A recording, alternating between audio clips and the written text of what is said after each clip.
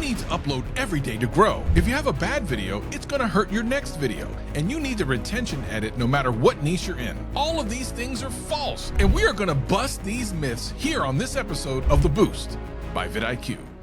Okay, Jen, look, we have a bunch of myths that we need to go through, and I think we've all heard them, especially when you're starting out on YouTube, that some of these things are things you need to do to grow on YouTube. Some of them sound pretty convincing, I'm gonna be honest. I might even fall for some of them. I feel that way, and one of the ones that you always hear is you need to be consistent, and consistency is not a bad thing, but some people will tell you you need to upload every single day to grow on YouTube. Not just every single day, Travis, every single day at 4 p.m. standard Pacific time. Otherwise, video's never gonna do well. But we hear that a lot, and it creates so much fear within creators that if you miss that 3 o'clock on a Tuesday window, kiss that week's upload goodbye. You can't upload it anymore. The reality is there is some truth when you think about news-related content. And I think a lot of these myths come from one aspect of it being true, but it's just not being true across everything. If you're doing news-related content, of course you need to get it out there as soon as possible. But if you're doing evergreen content, you could release it at 3 a.m. while you're sleeping, at least while I'm sleeping. I'll be up. I'll watch it, Travis. My nutties are on.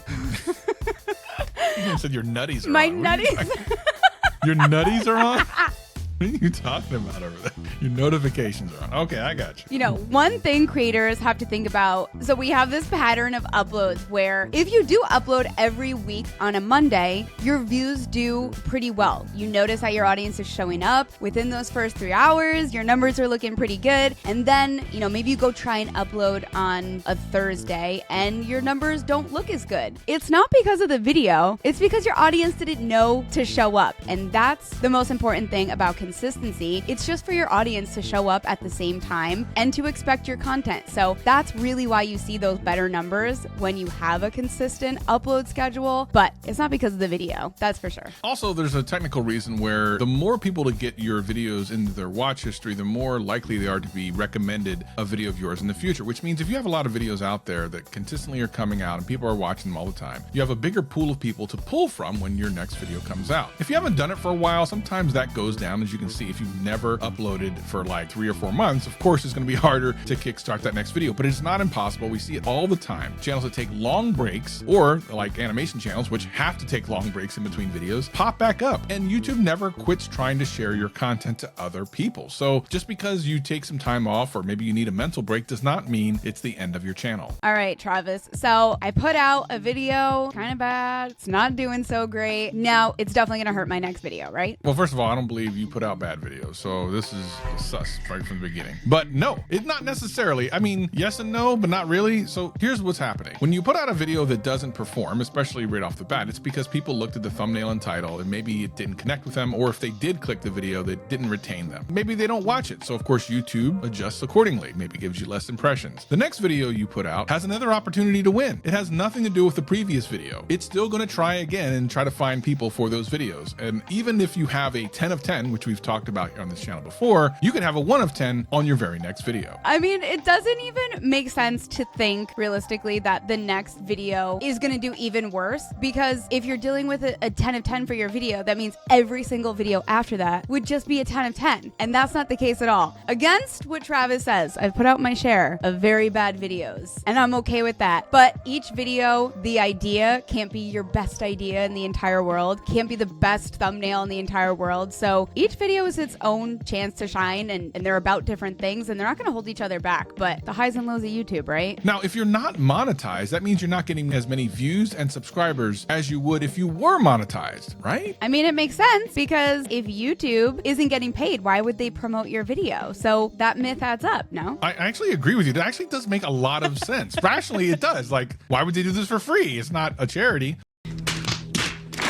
We actually have data to bust this myth. The vidIQ channel has been around since 2013, and we didn't start monetizing the channel until 2022. That's 9 years of content where we were not monetized. And you know what? We were getting views and subscribers, and we were over 1 million subscribers before we ever turned on the monetization button. I don't know what other proof you need to bust that myth. I mean, that just sets it in stone right there. I mean, you can get a 1 million subscriber channel without ever being monetized. Not that you would ever want to do that. Don't ever do that. Turn on monetization right away. What are you doing? Wait, want to hear a really terrible story? It's terrible good story. One of my channels, the video that got me monetized was a 1 million hit video, and I got paid nothing for it. Why? Because by the time I was actually accepted into the partner program, it was like a week later. It was so delayed. I was like, what a bummer. Bruh. I know. Tags still matter in 2024, or do they? As we know, tags are really not that important anymore. But Jen, I mean, even YouTube admits it at this point. I know. They write it right there for our own eyes to see as we're uploading our content. And for some reason, we just can't shake the importance of tags. Basically, they're telling you it's only good if you've misspelled things, which is kind of interesting because I know I'm misspelling stuff all the time. But it doesn't really play a role in your video's discovery. So it doesn't mean you don't put any tags in, because of course, if there's a field to put something in, I'm going to put something in. But even YouTube has put it all the way down the page when you're uploading a video, and they're telling you that it's not really going to help you grow. Okay, so I wouldn't totally discredit tags because keywords do play an important role in other ways on YouTube. So keywords are a good indication of what is interesting to people on YouTube. And we actually have a tool that'll help you understand how many views you could potentially get from certain keywords. And again, don't get those confused with tags. Keywords are more about topics that videos are about, more so than just putting them in the tag section. So again, if you want to learn more about how you can use keywords to your advantage, click the link in the description below and get our tool for free. But what about hashtags? We still see hashtags. I mean, if you want to use hashtag Team Jen, actually, no, Tren. Hashtag Team Trend, that's Travis and Jen. Yeah, I know that it works on other platforms, but most people don't understand what hashtags do on YouTube. So I'm going to show you because it's kind of shocking. So you'll see the hashtags near the description of a video, but when you actually click it, it takes you to this page where you're just lumped in with 32 million other videos to perhaps never be found again. Some of you are wondering, can you make as much money on shorts as you can long form content? I had a creator who said, why am I making long form content when I can just do a fraction of the work making shorts and make the exact same amount of money? How do we clear up this myth, Travis? Well, fortunately for everyone watching this video, we have some stats that are your head's gonna fall off. I'm just gonna be honest. If you don't know this information already, your head's gonna fall off. What you're looking at here are the last 28 days with 1.9 million views on the channel and about how much revenue you can make from 1.9 million views with an RPM of $6, which is, pretty good for a channel about education. Now, with only 500,000 less views on YouTube Shorts, you can make a whopping $142.51 before taxes. Myth busted. Myth busted. At a whopping 11 cents per 1,000 views. Wait, I feel like that's very high too. It is, actually. Most people cannot buy a candy bar on the amount of money they make on their YouTube Shorts. Doesn't mean you shouldn't do them, but don't expect to get rich on them. Jen, YouTube hates my content. I can't get any views. I get no impressions. I put out good thumbnails and content, but YouTube hates me, so I don't get views. Are you stupid or something? Travis.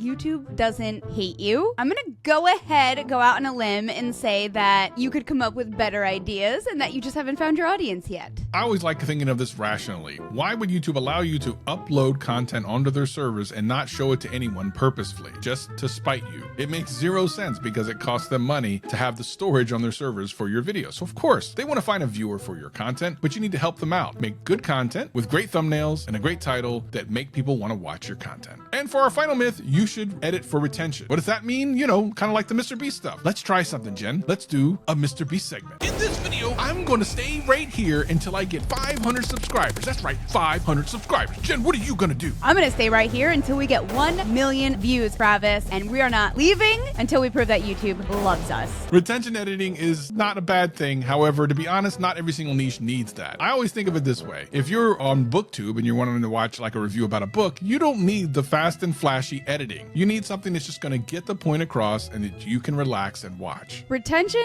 editing doesn't just mean that you're cutting out every single silence, that you're adding in graphics, that you have overlays, that almost, every second is supposed to be another clip. I think I've heard that somewhere. Retention editing means that that you're editing for the retention of your audience to continue watching. So like Travis is saying, if you're watching BookTube, you probably don't need something that fast paced and people are watching to actually enjoy the video itself. Can you imagine an ASMR video retention edited like Mr. Beast? That would be hilarious. It'd be like...